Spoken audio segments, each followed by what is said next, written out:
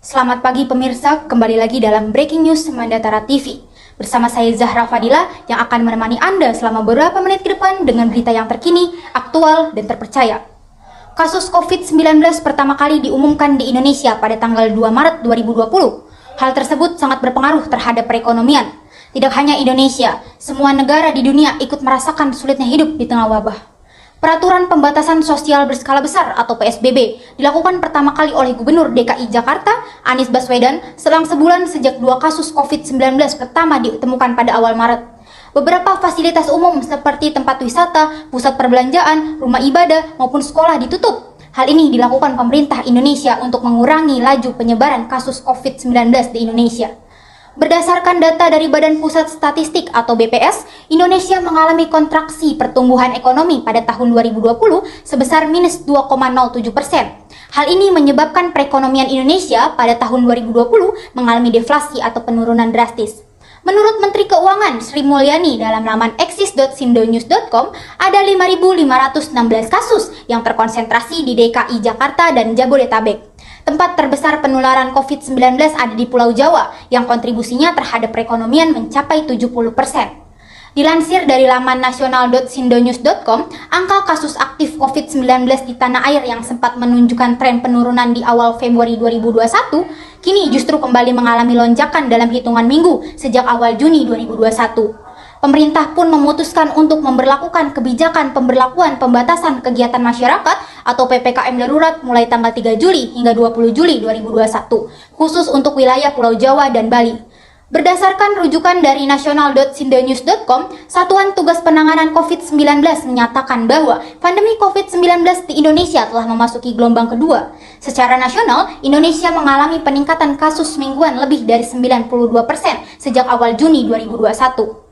Lemahnya perekonomian nasional akibat besarnya angka kasus aktif COVID-19 di Jawa saat ini diakibatkan karena ketergantungan roda ekonomi nasional di Pulau Jawa. Perekonomian Indonesia saat ini sangat bergantung pada pengendalian yang dilakukan pemerintah. Adi Permana mengutip dari laman itb.ac.id, tahun 2020 lalu ekonomi kita bertumbuh negatif dan mulai pulih pada tahun 2021. Hal ini terlihat dari turunnya dana stimulus dalam usaha perbaikan ekonomi, PPKM dan program vaksinasi menjadi faktor utama pemulihan ekonomi di tahun 2021. Kita beralih ke breaking news selanjutnya. Mengisi rasa bosan dengan berburu kuliner. Pandemi COVID-19 yang berlangsung di Indonesia selama 2 tahun belakangan ini mengharuskan kita sebagai masyarakat untuk mengurangi aktivitas di luar rumah. Banyak masyarakat Indonesia yang menjadi mempunyai hobi baru, salah satunya yaitu memasak. Masyarakat menjadi hobi memasak karena pandemi mengharuskan untuk tidak membeli makanan atau minuman dari luar, sebab angka persebaran COVID-19 yang tinggi. Pada masa pandemi, banyak bermunculan makanan atau minuman viral yang bisa dibuat di rumah untuk mengisi rasa bosan. Salah satu minuman viral yaitu Dalgona Coffee.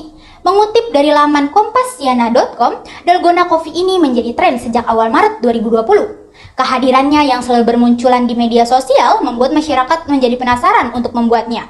Dengan bermodal bahan-bahan yang biasa ada di rumah, Dalgona Coffee dapat menjadi menu minuman istimewa ala kafe.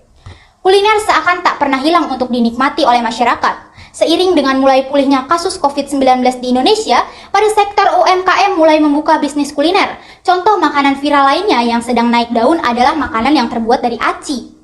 Berbagai olahan mie memang tak pernah gagal untuk dicoba. Begitu pula dengan aci. Makanan viral ini bernama cirambai. Dilansir dari situs suara.com, resep cirambai kini tengah viral di berbagai media sosial, contohnya aplikasi TikTok.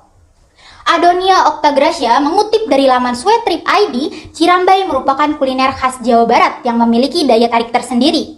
Cirambai singkatan dari aci rambai. Olahan aci ini dibuat menjadi mie sehingga terasa lebih unik. Mie pedas ini biasa banyak dijual di Bandung serta kota-kota lain di Jawa Barat. Namun setelah viral, banyak pelaku UMKM yang menjadikan cirambai sebagai ide bisnis mereka, sehingga cirambai bisa dinikmati di berbagai kota. Sekian breaking news Mandatara pada pagi hari ini. Jagalah pola hidup sehat, istirahat yang cukup, dan tetap patuhi protokol kesehatan. Saya Zahra Fadila pamit undur diri. Terima kasih dan sampai jumpa.